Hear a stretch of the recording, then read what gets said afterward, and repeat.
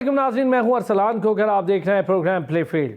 World cup के शानदार matches का सिलसिला जारी है। अब सुकड़ के सिर्फ 2 मैच रह गए और 4 टीमें रह गई। सेमीफाइनल में टीम्स आ गई हैं। क्वार्टर फाइनल के मैचेस को आज बड़ा डिटेल डिस्कस करेंगे। मुझे जब मैच हुआ था स्पेन का और पुर्तगाल का प्री क्वार्टर फाइनल के लिए, तो मैंने उसी वक्त कहा था बड़ा टिला मैच हुआ है, मुझे बिल्कुल मज़ा नहीं आया था उस मैच का। दोनों ऐसे खेल रहे थे कि भाई तुम बुरा खेल लो, तुम बुरा खेल लो। बट जब क्वार्टर फाइनल का मैच हुआ, स्पेन बहुत अच्छा खेली। हालांकि बेल्जियम ने उनको बिल्कुल हिलने नहीं दे रहे थे, दोनों अटैकिंग में थे।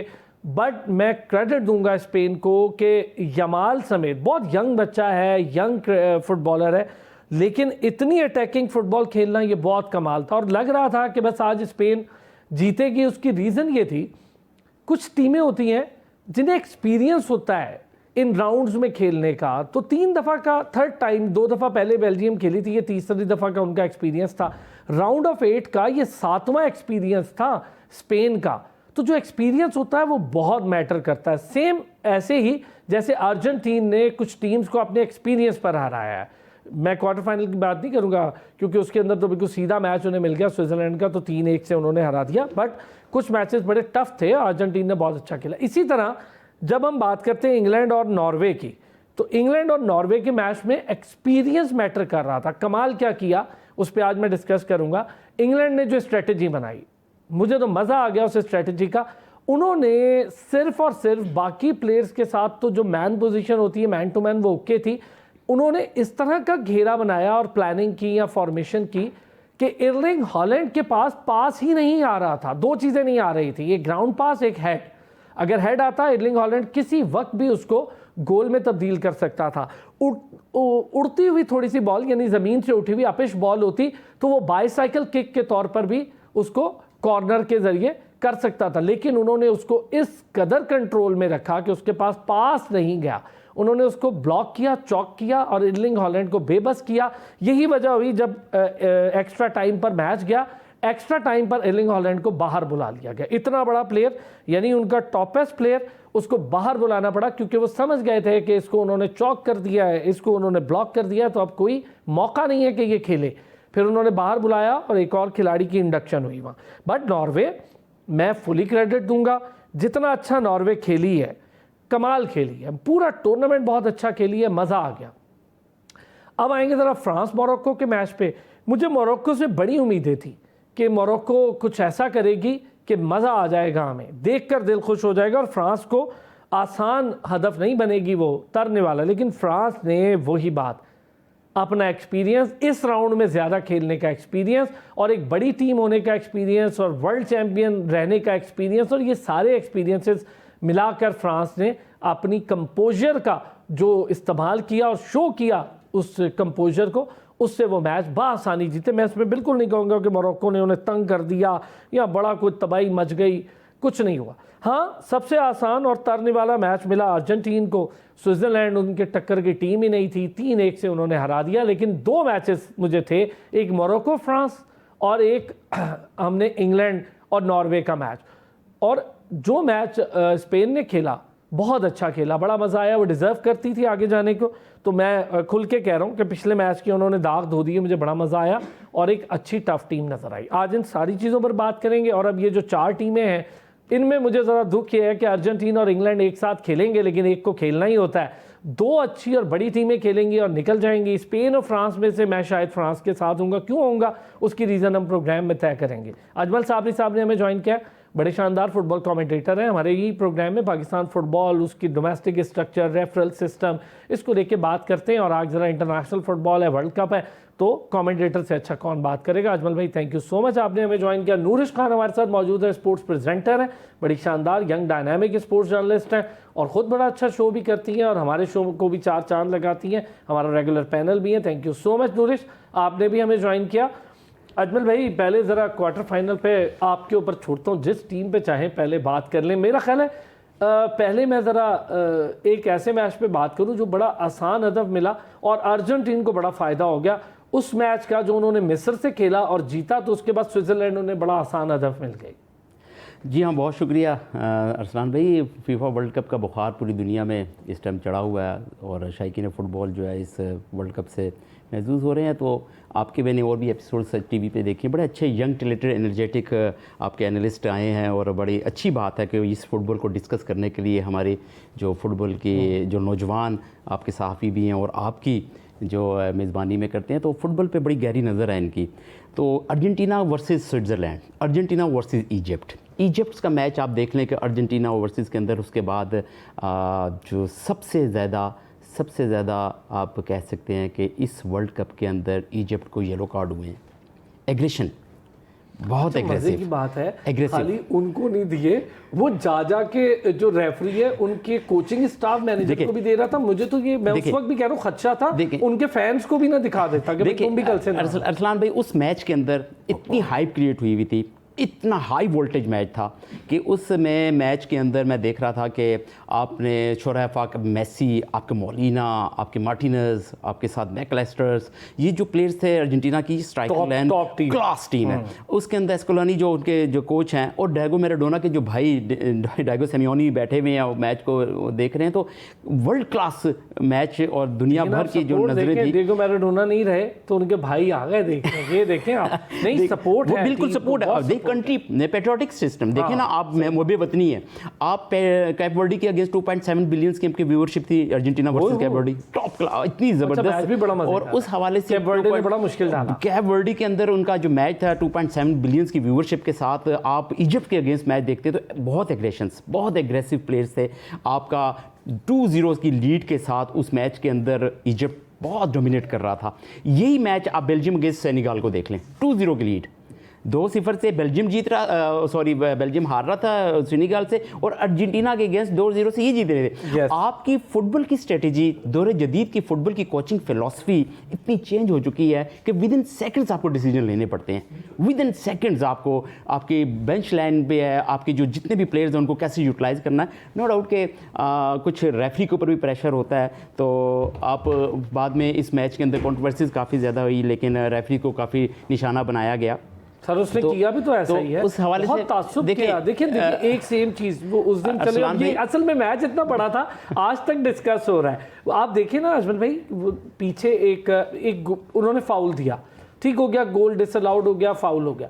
अच्छा वो फाउल जो काउंट हुआ वो बहुत पीछे से हुआ, उस जगह पे नहीं हुआ जहां पर वो डिसअलाउड। देखिए अच्छा दूसरे में भी यही हुआ, साला को बहुत पीछे गिराया गया, लेकिन वो फाउल ना उन्होंने देखा ना काउंट। उन्होंने बाकायदा उनकी कंप्लेन में जो फीफा की कंप्लेन वाली इंक्वायरी कमेटी उसके अंदर डाल दिया। उसके बाद उन्होंने माजरत करके ये भी कह दिया, माजरत भी करते, लेकिन गेम रेफरी का है, उसकी मर्जी। आपने इस मैच को डिस्कस किया ना, तो इजिप्ट और अर्जेंटीना में, तो मैं आपको बताता चलूँ कि जो मोलिना का जो फाउल हुआ था, शर्ट खींच के उन्होंने क्लियरली नजर आगे शर्ट पकड़ के गिराया गया, ठीक है ना, वो हो गया। उसके बाद इसके अंदर सबसे ज़्यादा जो प्रॉब्लम आई है, जो सबसे ज़्यादा तनकीद का निशान, वो VAR का डिले डिसीजन है।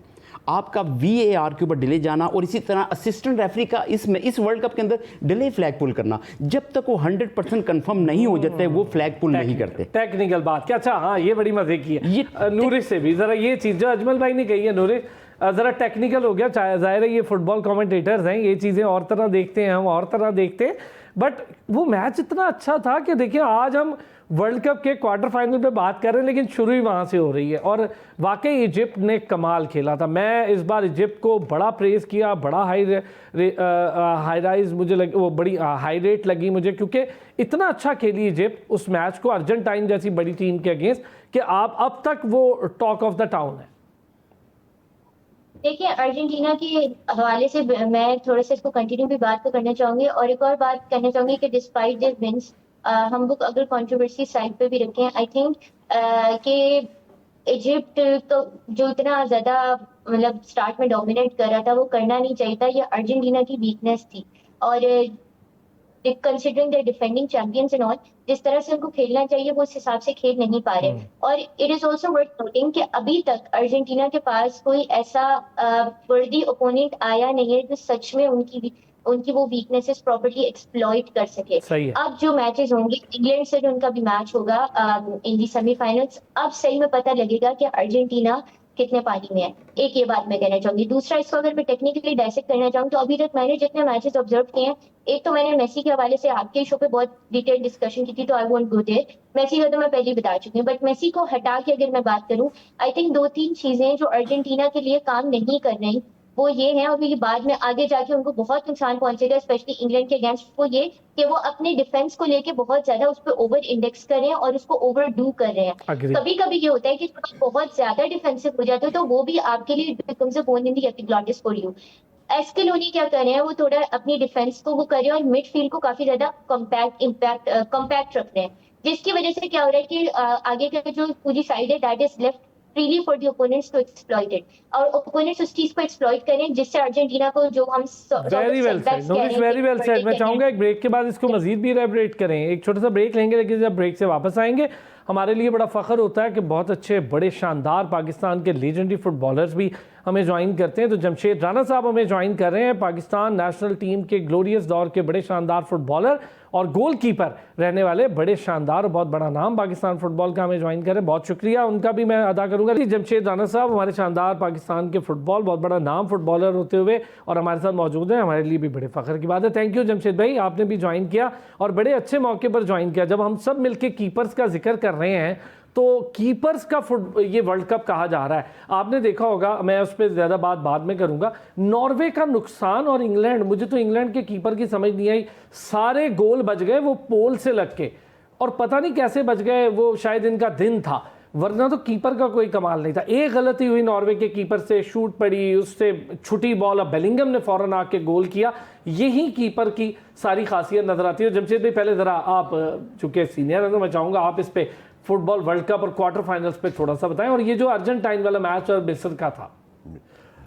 Thank you very much. सबसे पहले तो इस वर्ल्ड कप को मैं गोलकीपर की परफॉर्मेंस के अगर देखूं ओवरऑल तो बहुत अच्छी परफॉर्मेंस रही गोलकीपरों की, आउटस्टैंडिंग। कैप वर्डे के गोलकीपर को देख लें, पूरी दुनिया में हाईलाइट हुआ और उसने जो परफॉर्म किया, और इसके अलावा जो गोलकीपर उनकी परफॉर्मेंस आउटस्टैंडिंग 2 मैचों में ख़ास तौर पे, और वो जो गोलकीपर की मिस्टेक हुई और हो जाती हैं, गोलकीपर इंसान होता है, बिल्कुल उसकी जो गलती है वो गोल है और बाकी सबकी गलती को गोलकीपर कवर करता है।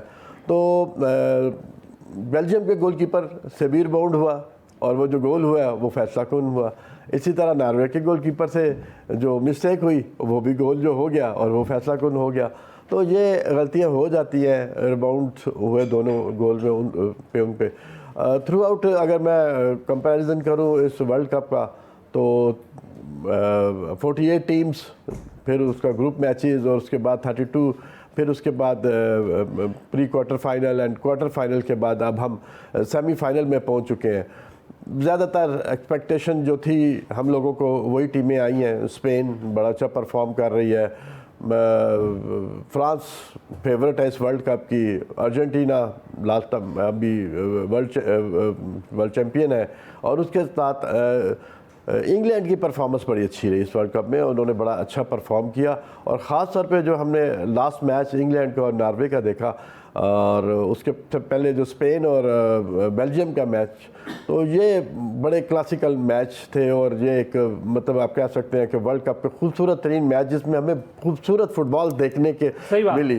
तो मतलब है कि जो पासिंग, जो डिलीवरिंग, जो अटैकिंग, फिर काउंटर अटैक जो हुआ और उसके बाद, तो ये खूबसूरती जो है फुटबॉल की हमें इन 2 मैचों में मतलब है कि बड़ी हाई लेवल पे नजर आई। फुटबॉल में बड़ी तेजी आई, बहुत तेजी आई है, इतनी स्पीड आ गई है अरसलान भाई कि आप फुटबॉल को पकड़ना, आपकी जो रफ्तार है, आपने सियालकोट वालों ने फुटबॉल के अंदर चिप लगा दी और आप ऑनर तो बीइंग पाकिस्तानी की सियालकोट का फुटबॉल, और उसके बाद उसमें 3 पैचेस के अंदर वो फुटबॉल तैयार करना, वर्ल्ड क्लास फुटबॉल। आपकी जो स्पीड है, आपकी जो जीएलटी है, आपका और चीज़ें हैं, देखिए उनको उस बॉल से आप कैप्चर कर रहे हैं। और फुटबॉल के जीएलटी गोल्डन टेक्नोलॉजीज़ हैं, ऑफसाइड टेक्नोलॉजीज़ हैं, आप बाकी लेकिन वो आप ये देखें VAR के साथ सब कनेक्ट हुई, इतनी कमाल टेक्नोलॉजी के साथ वो चिप बनाई गई और उसकी 16 ग्राम से भी कम उसका वजन है, ताकि फुटबॉल पे उसका वजन ही ना पड़े और ये पता ही ना चले कि उसका। और एक्यूरेसी देखें आप, shoot accuracy, air time accuracy, कि वो जब एयर में होती है तो पता होता है हाँ अगर अच्छी शूट पड़ी है तो मुड़ेगी,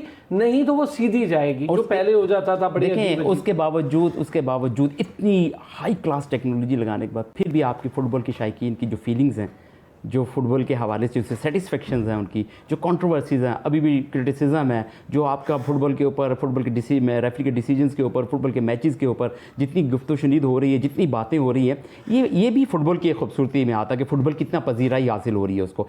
सेंचुरी मुकम्मल होगी अर्जेंटीना और आपके स्विट्ज़रलैंड के मैच में इस वर्ल्ड कप की 100 मैच मुकम्मल हो गए, आपके 292 के लगभग गोल स्कोर हो गए, 65,000 के अटेंडेंस ग्राउंड के अंदर मौजूद है।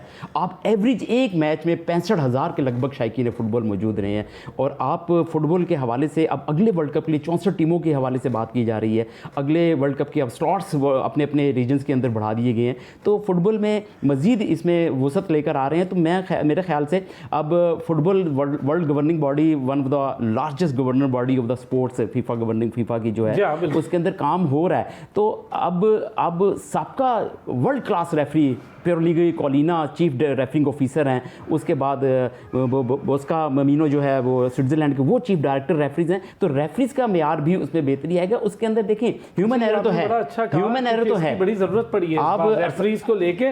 उस अर्जेंटाइन वाले मैच में कितना बखेड़ा बना। अच्छा, मैं चाहूँगा ज़रा हम चूँकि सारे सेगमेंट पे बात करेंगे, वक्त थोड़ा कम होगा। नूरिश, क्या रहा मोरक्को फ्रांस वाले मैच का? मुझे मज़ा नहीं आया, लेकिन नॉर्वे और ख़ास तौर पे इंग्लैंड, मैच बहुत अच्छा था, बट मेरा वही देखने के बाद तजिया था, उन्होंने कमाल तरीके से चारों तरफ से बांध दिया था कि पास सिर्फ एर्लिंग हॉलैंड के पास ना जाए। उन्होंने जो तैयारी की थी वो कमाल हुई और उसका उन्हें फ़ायदा हुआ। और Bellingham, what a player. Absolutely, Bellingham इस, मैं थोड़ा पहले बेलिंगम पे बोलना चाहूंगी, फिर उसके बाद आगे जाके करना थोड़ा इस पे इंग्लैंड नॉर्वे पे एक्सपैंड करना चाहूंगी। बेलिंगम इस वजह से भी ज्यादा इंप्रेसिव है क्योंकि ही इज, मैं अगर इसको आसान अल्फाज में रैप अप करना चाहूँ तो he is a midfielder, yet midfielder होने के बावजूद वो गोल्डन बूट की रेस में मौजूद है। इतनी ज्यादा उनकी इम्पैक्टफुल परफॉर्मेंस है, इतने ज्यादा गोल्स के साथ जो है वो गोल्डन बूट की रेस में, despite being a midfielder. This is a lot. मतलब जिन लोगों को फुटबॉल नहीं भी पता उनको भी पता होगा कि ये एक बहुत बड़ी चीज होती है एज अ मिडफील्डर जब आप एक गोल्डन बूट की रेस में शामिल होते हो। That says a lot about Bellingham, एक बात। दूसरी बात, आई थिंक इंग्लैंड नॉर्वे का जो मैच था वो फेजेस में था और मुझे लग रहा था कि ये ट्यूशल का जो है ये पूरा एक उनकी स्ट्रैटेजी थी किस तरीके से खेलना है। मुझे थोड़ी सा स्टार्ट में फ्रस्ट्रेशन हो रही थी कि जिस तरीके से मैच एक स्लो स्टार्ट हुआ था, लेकिन एक्सपेक्ट मैंने किया था कि स्लो स्टार्ट होगा, लेकिन स्लो स्टार्ट होना एक डिफरेंट चीज होती है। एक वो होता है कि जब टीम्स डिटैच नजर आती हैं। इंग्लैंड मुझे टू बी ऑनेस्ट पहले हाइड्रेशन ब्रेक तक डिटैच नजर आई थी, मतलब they were not taking it seriously. अब मैं अगर इसको आसान अल्फाज में कहूँ तो मुझे, और उसकी वजह से उन्होंने एक गोल भी कंसीड कर दिया स्टार्ट में। जब नॉर्वे का पहला गोल हुआ उसके बाद मुझे वो जो है पेस नजर आया गेम में। मुझे वो it's not about being slow, it's just कि आप स्लो ठीक है, आप वो टैक्टिकली स्लो शॉर्ट पासेस पे आप फोकस करो, वो सब ठीक है, बट थोड़ा आपको स्प्रिंट करना पड़ता है। आई गेट इट कि आप एस्टेका से आ रहे थे, एस्टेका से जो है मियामी का जो पूरा क्लाइमेट होता है उसमें भी जो है इम्पैक्ट, वेदर में भी इम्पैक्ट था जिसकी वजह से ऑफकोर्स बॉल फ्लाइट पे इफेक्ट आता है, वो एक सेपरेट चीज है। बट स्टिल आपने उसको नॉर्वे को वो वर्दी ओपोनेंट स्टार्ट तक लिया नहीं, आपने या तो उन्हें बहुत हल्का लिया या आप मैच को सीरियस नहीं लेते, ये मुझे स्टार्ट में लग रहा था। तो मैं बड़ा फ्रस्ट्रेटेड थी इंग्लैंड के हवाले पार्ट में इस बात से। लेकिन जब नॉर्वे का गोल हुआ, और वो नॉर्वे का गोल भी जो था, मैंने उस वक्त भी ये बात की थी कि दोनों टीम्स के जो पहले गोल्स थे, नॉर्वे इंग्लैंड दोनों के, वो दोनों कोई बोल्ड सा ओपिनियन है बट इतने कोई शानदार गोल नहीं थे। वो दोनों गोलकीपर्स की जो है गलती की वजह से, बिल्कुल एक्शन की वजह से हुए थे। जी, मैंने कहा दोनों गोलकीपर्स की थोड़े से एरर की वजह से मार्जिन मिल गया खिलाड़ी को, लेकिन चले गोल हो गए थे। उसके बाद मुझे लगा कि इंग्लैंड ने इतनी कमाल स्ट्रेटजी अपनाई, पेनल्टीज की तरफ जाते जाते मैच वापस आ गया, एक्स्ट्रा टाइम में उन्होंने एर्लिंग हॉलैंड को बाहर कर दिया। तो ये इंपॉर्टेंस शो कर रहा था उस मैच की। आप देखिए एर्लिंग हॉलैंड के ऊपर पूरे वर्ल्ड कप की नजरें थी, मतलब 4-5 प्लेयर थे जिन पे नजर। अब ये चीज़ मैं अगर आपसे पूछूं नूरिश, और फिर ज़रा अजमल और जमशेद भाई से, एर्लिंग हॉलैंड का बाहर जाना, मतलब इसका मतलब है कि इतनी कमाल स्ट्रेटजी थी इंग्लैंड की कि वो समझ गए थे एर्लिंग हॉलैंड अब थक चुका है और उसके पास बॉल नहीं आनी। देखिए, इंग्लैंड ने जो है ना अपनी ये स्ट्रैटेजी मेक्सिको के मैच से ही स्टार्ट कर दी थी। उन्होंने मेक्सिको के मैच में ये चीज डिप्लॉय की थी कि साइकोलॉजिकली अपने ओपोनेंट को कैसे कॉन्कर करना है, और मेक्सिको के मैच में वो उस चीज पे सक्सीड हो गए। ये चीज इन्होंने नॉर्वे के मैच में भी एग्जीक्यूट की, क्योंकि जैसा मैंने कहा, एस्टेका से लेके मायामी स्टेडियम में वेदर का डिफरेंस, और वेदर का डिफरेंस शायद देखने वाले को इतना ना लग रहा हो, लेकिन जो वहाँ पे मैच खेल रहा होता है उन्हें पता होता है कि कितनी ज्यादा इस पर अनप्रिडिक्टेबिलिटी का एलिमेंट आता है, स्पेशली शॉर्ट पैसेस लॉन्ग पैसेस का जो डिफरेंस है, जिसमें हम आपके शो पे बहुत बात कर चुके हैं, तो उसमें डिफरेंस आता है, वो बहुत इंपैक्ट क्रिएट करता है। तो इंग्लैंड ने साइकोलॉजिकली पहले मेक्सिको को कॉन्कर किया एंड देन यहाँ पे नॉर्वे को किया। नॉर्वे के साथ ये हुआ कि एर्लिंग हालैंड एक पॉइंट पे आके मेंटली गिव अप कर चुके थे मैच में, और उसके बाद से हमने देखा कि नॉर्वे जो है they were just not there. Norway का ये था कि नॉर्वे को अपने स्टार प्लेयर को इंडेक्स करना नहीं आया। पहले बहुत अच्छे से इन्होंने किया था, ब्राजील के अगेंस्ट किया था, बट इंग्लैंड वाले मैच में ओडिगार्ड की मुझे स्ट्रैटेजी समझ ही नहीं आ रही। जबरदस्त। मैं चाहूंगा जरा अजमल इस पे कुछ कहना चाह रहे हैं। नॉर्वे और इंग्लैंड के मैच के अंदर जिस तरह नूरिश ने बड़ा अच्छा इसको एक्सप्लेन किया, जो टचल थे उनके जो कोच थे, जो मैनेजर इंग्लैंड के, उन्होंने जो strategy before start of kick बनाई थी, उसकी फॉर्मेशंस आप देख सकते, बिफोर किक ऑफ स्टार्ट आपकी फॉर्मेशंस उसको मैच कर रही थी नॉर्वे के साथ। आप उसमें आपकी जो एक उनकी स्ट्रेटजी थी, जो उनकी हिकमत अमली अपनी थी, वो हॉलैंड को तो उन्होंने किया हुआ था, लेकिन उसके साथ एसगार्ड भी थे, उसके साथ उनके जो शेडाइलर थे, और एक और प्लेयर सोलिटो, जो नंबर 7, आपके नंबर 7 के पास 2 से 3 ऐसी अपॉर्चुनिटी आई है, आपने उसको किल कर दिया। आप खुद ही सेल्फिश हो गए, वो खुद से सेल्फिश हो गए। आपने एर्लिंग हालैंड के पास जो वक्त था जहां पे उन्हें पास दिया जा सकता था, वहां शूट, आपके पास 2-0 स्कोर था वहां पे, आपके पास 2-0 स्कोर था, माइनस नहीं किया वहाँ। फिर उसके बाद इंग्लैंड के जो अरसलान भाई ने स्टार्ट में कहा कि 2 गोल आपकी गोल बॉल से पोस्ट बॉल टकरा के, Pickford one of the best goalkeeper of the England, no doubt, उन्होंने लास्ट मैचेस के अंदर पिकफोर्ड के आउटस्टैंडिंग सेव, उस मैच के अंदर उनका वो फ्लाई भी किया, लेकिन आउटस्टैंडिंग शॉट्स लगी हो, और इतनी रफ्तार फुटबॉल की किक की होती है 211 पर किलोमीटर पर आवर्स के हवाले से जब आपकी शूट लग रही हो, इंटरनेशनल स्टैंडर्ड की बता रहा हूँ मैं बात, और इस वर्ल्ड कप के अंदर आपकी जो किक की रफ्तार इतनी तेज होती है, तो गोलकीपर्स के हवाले से आपकी जो फ्लाई करना, आपने ग्राउंड पे जाना, वो बड़ा मुश्किल होता है। ब्रेक से वापस आते हैं, फिर बड़ी मजे की बात है कि ब्रेक लेते हैं जी, वापस आते हैं, इस पे बात करते हैं। अच्छा, ऑफ द रिकॉर्ड भी हमारी बड़ी बहस चल रही है, जो कि मैचेस इतने मजे के हो रहे हैं। अच्छा, जो बात अजमल ने कही जमशेद साहब, मैं चाहूंगा अजमल भाई वाली बात, आप चूंकि गोलकीपर रहे हैं, पाकिस्तान का प्राइड है, और आप इस पे बड़ी गहरी नजर रखते हैं, वो वाली बात जरा हमें बताएं। ठीक है, बता रहे इंग्लैंड के गोलकीपर बड़े शानदार हैं, सारा कुछ है, अच्छे टॉप, लेकिन उस मैच में ना वो बहुत आउट ऑफ कलर थे। उनको जो मौका मिला वो गोल के एजेस पे जाके, गोल पोस्ट के एजेस पे बॉल लग के आ रही थी, तो बचत हो रही थी, वरना 3-4 गोल तो वो खाने के लिए तैयार थे। ओवरऑल देखा जाए तो इंग्लैंड के गोलकीपर की performance through out the world cup बड़ी अच्छी रही, बिल्कुल रही। इसमें ऐसा बिल्कुल हुआ है कि एक तो उनके बॉल से हाथ से बॉल लग के फिर बार के साथ लगी, और एक बार के ऊपर लग के निकल गई, तो वो लकीली अगर थोड़ा सा उसमें होता तो वो गोल हो जाता, तो फिर मैच की पोजीशन कुछ और होनी थी। इस मैच में नॉर्वे की, और बल्कि इससे पहले वर्ल्ड कप में सारे के सारे मैचों में अगर नॉर्वे के हॉलैंड को देखा जाए तो उसने स्कोर किया था। इस मैच में ख़ास तौर पे इंग्लैंड की जो स्ट्रेटजी थी वो बड़ी शानदार थी, और आप ये देख लें, स्वाय एक हेड के जो उन्होंने छोटी टीम में से, और उसको गोलकीपर ने जज कर किया, पूरे मैच में उनकी कोई परफॉर्मेंस नहीं थी। और आखिर में जब उनके कोच ने ये देखा कि इसको इंग्लैंड वालों ने इतना अच्छा मार्क किया हुआ है, तो उसको चेंज करना पड़ा, इसको बाहर को बैठा के और फिर नए प्लेयर को भेजना पड़ा। लेकिन ओवरऑल बात यह है जो मैं हमेशा कहता हूँ कि उस दिन परफॉर्म किसने किया और चांसेस किसने अवेल किए। इंग्लैंड ने 2 चांस मिले, अवेल किए, उनको 1 चांस मिला, अवेल किया, no doubt. Throughout Norway का गोलकीपर बहुत अच्छा परफॉर्म किया, लेकिन गलती हो जाती है, तो वही मैंने पहले कहा, जब गोलकीपर की गलती होती है तो फिर गोल होता है। देखा गोलकीपर रहे ना, तो उन्होंने मार्जिन रखा है। अरसलान भाई, नेलैंड जो ऑर्जिन नेलैंड है, जो उनके गोलकीपर है नॉर्वे के, इसमें एक खास बात भी बताऊँ, उन्होंने किक लगाई, जो गोल स्कोर हुआ है बेलिंगम से, second goal of the England, देखिएगा आप, किक लगाई, वो ऑब्जेक्शन कर रहे हैं रेफरी के साथ कि आपका स्पाइडर कैम की वायर के साथ बॉल टकरा के नीचे गिरी है। ठीक है, आपकी बॉल जब मैंने किक लगाई है तो वो वायर के साथ टकरा के सीधी जॉर्डन के पास आई है, जॉर्डन ने पास किया आगे जाके उसको बेलिंगम को, तो वो गोल स्कोर हुआ। ये इलीगल गोल है, उसके ऊपर काफी बहस छिड़ी, लेकिन फुटबॉल उस वक्त बात हो रही जी, उस टाइम देख रहा होगा आपने, बड़ी तकरार चल रही थी, लेकिन उसके हवाले से उसकी जो जाविया था फुटबॉल का, जो मैं आप सारों से पूछूं, एक अजमल इसमें कौन, इस मैच में ना मतलब बॉडी धक्का मारना ये नहीं हुआ, गेम हुई है। ये यूरोपियन फुटबॉल ऐसे ही होता है। नहीं वो सर, अच्छी खेलता हुई है, है, देखिए बड़ा प्यारी हुई है। पासेस आपने देखा होगा, बॉल कंट्रोल देखा होगा, इजिप्ट वाले स्पेसेस में तो देखे लड़ाई होंगे। हो गई थी, वो तो मतलब गले कि ही पड़ आप गए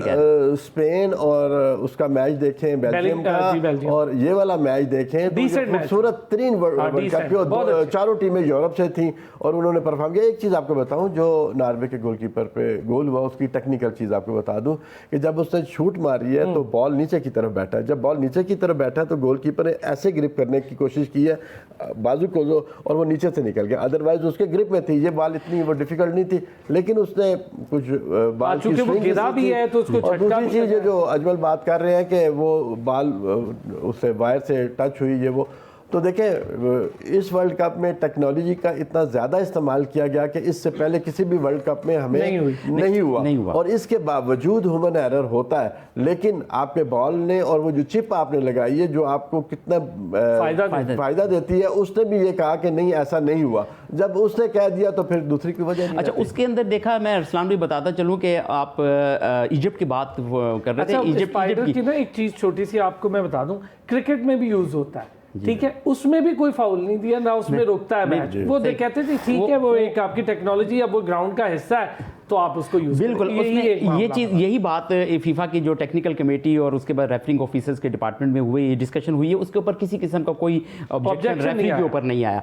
तो मैं बता रहा हूँ, तो इजिप्ट की बात आपने की है कि जो मोहम्मद सलाह का जो येलो कार्ड था, वो आप देख लें कि इस वर्ल्ड कप के अंदर सबसे ज़्यादा, एक तो मुंह पे हाथ रख के बात करने के लिए नो रेसिज्म के ऊपर जो रेड कार्ड हुए हैं आपने देखे होंगे। इसी तरह आपकी सिमुलेशन जो है, मकर करना, आप गौर से देखिएगा कि इतना पावरफुल उसने उसको ब्लॉक नहीं किया था मोहम्मद सलाह को कि वो उसको हिट किया। आप देखिएगा कि पुटो लगी और वो वहीं पे वो सिमुलेशन कर गई। इसी तरह आपने अभी अर्जेंटीना और स्विट्जरलैंड के एम्बोलो को येलो कार्ड हुआ, तो वो उसने भी सिमुलेशन की। इसी तरह और भी मैचेस का रेफरी को चकमा देना, रेफरी को धोखा देना, ये फुटबॉल का इस फुटबॉल का हिस्सा, और इसके अंदर उसके पास वेपन है कि वो येलो कार्ड। नूरिश, ये बड़ी मजे की डिस्कशन हुई है, क्योंकि जमशेद राना साहब मौजूद थे तो हमने का फायदा उठाया जरा गोलकीपर्स को लेके। तो उन्होंने एक टेक्निकल पॉइंट कि वो जब गिर रहा था तो जाहिर कंधा भी लगता है, सब कुछ होता है, और बॉल बिल्कुल ज़मीन के साथ थी तो उस वजह से वो ग्लिच हो गया और बॉल निकल गई रिबाउंड पर, फिर वो गोल हो गया। तो बहरहाल, लेकिन मैच नो डाउट, मुझे दोनों मैच ना वो अच्छा कहा जमशेद भाई ने कि यूरोपियन स्टाइल खेलें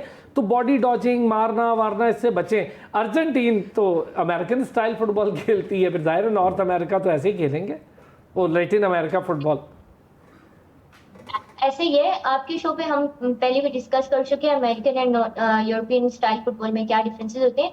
इसका रीजन एक और इंग्लैंड के हवाले से मैं कहना चाहूंगी, दी प्रीमियर लीग इस वक्त दुनिया की बेस्ट क्लब की जो लीग है वो है फुटबॉल के हवाले से, एंड अनआर्ग्यूबली ला लीगा की अपनी क्लास है, दी प्रीमियर लीग। लेकिन जिस तरह के टैलेंट प्रीमियर लीग प्रोड्यूस करती है वो हमने देखा है इंग्लैंड की टीम के हवाले से कि और सिर्फ इंग्लैंड के हवाले से नहीं, एर्लिंग हालैंड को भी हमने देखा है, मैन सिटी की तरफ से वो खेलते हैं, एंड देन किस तरीके से वो ग्रूम हुए वहां से, एंड देन उन्होंने वहां से परफॉर्मेंसेस किए, देन उसके बाद जिस तरीके से हम एर्लिंग हालैंड का टैलेंट देख रहे हैं, तो सिर्फ इंग्लैंड नहीं उसके अलावा भी हम देख रहे हैं किस तरीके से प्लेयर्स को ग्रूम करते हैं कि आप क्वालिटी ऑफ फुटबॉल निकलती है। यही जो है इसको बेंचमार्क रखना चाहिए थ्रू आउट दी वर्ल्ड की फुटबॉल।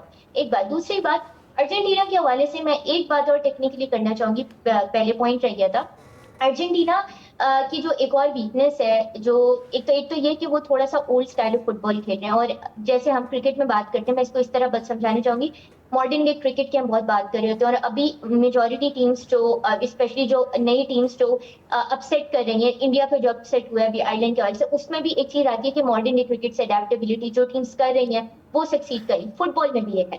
अर्जेंटीना जो खेल रही है थोड़ा सा ओल्ड स्टाइल ऑफ फुटबॉल कर रही है, और वो मैं थोड़ी सी यूँ समझाना चाहूंगी कि वो थ्योरी ऑफ रिलेशनलिज्म जो है ना फॉलो करें। रिलेशनलिज्म बेसिकली ये होता है कि आप अपनी जो फील्ड के सेंटर में जो प्लेयर्स हैं उनको आसान अल्फाज में अगर मैं समझाऊं तो क्लोज इन कर लेते हैं। अब ये क्या है कि जो केपे वर्डे जैसी टीम्स हैं, इजिप्ट जैसी टीम्स हैं, जिनका एक्सपेक्ट नहीं कर रहा था कि कोई अर्जेंटीना से इतना क्लोज भी वो आएंगी, उन्होंने क्या किया कि इसको एक्सप्लॉइट इस तरीके से वो कर रही है कि टच लाइंस को एज अ मैं कहूंगी कि एक एक्स्ट्रा डिफेंडर के तौर पे यूज करके इस पूरी स्ट्रैटेजी को एक्सप्लॉइट कर रही है, और अर्जेंटीना इस पर एक्सप्लॉइट हो रहा है। और अब इंग्लैंड के अगेंस्ट भी ये चीज उनके लिए, उनको जो है बहुत बड़ी जो है एक वीकनेस उनके सामने आएगी। इंग्लैंड की सबसे अच्छी बात यह कि टुशेल क्या करते हैं, टुशेल मार्जिन ऑफ एरर देते हैं टीम को। उससे ये होता है कि जब आप बहुत ज्यादा रिजिड नहीं होते और चलें, जब आप वक्त बहुत वक्त एंड हो गया, वक्त एंड सर, वक्त बड़ा कम, फिर आपको दावत देंगे सर, फिर जहमत देंगे। बहुत सी नूरिश, बातें आपको भी हम करनी मुबारकबाद भी पेश करेंगे माशाल्लाह से, हमारे लिए भी बड़ी अच्छी बात है। हमारी पैनलिस्ट हैं, यंग प्रेजेंटर हैं, अभी हालिया जो सीरीज होने जा रही है अंडर 19 की, उसके लिए कमेंटेटर के तौर पे इनकी सिलेक्शन हुई है माशाल्लाह से, और क्रिकेट कमेंटेटर के तौर पे, और पहले भी काम करती थी लेकिन बड़े अरसे बाद इसमें वापसी हो। तो नूरिश, आपको बहुत मुबारक हो माशाल्लाह, and we are very happy, और बेस्ट विशेस आपके लिए। Jamshed Rana sahab, thank you so much sir, बहुत शुक्रिया, आप आए, ऑनर होता है हमारे लिए, आप जैसे शानदार खिलाड़ी आए हमारे शो पे। अजमल भाई, आपका बहुत शुक्रिया, बहुत मज़ा आता है, सीखने को मिलता है। फिर होती है आपसे मुलाकात, अपना ख्याल रखिए।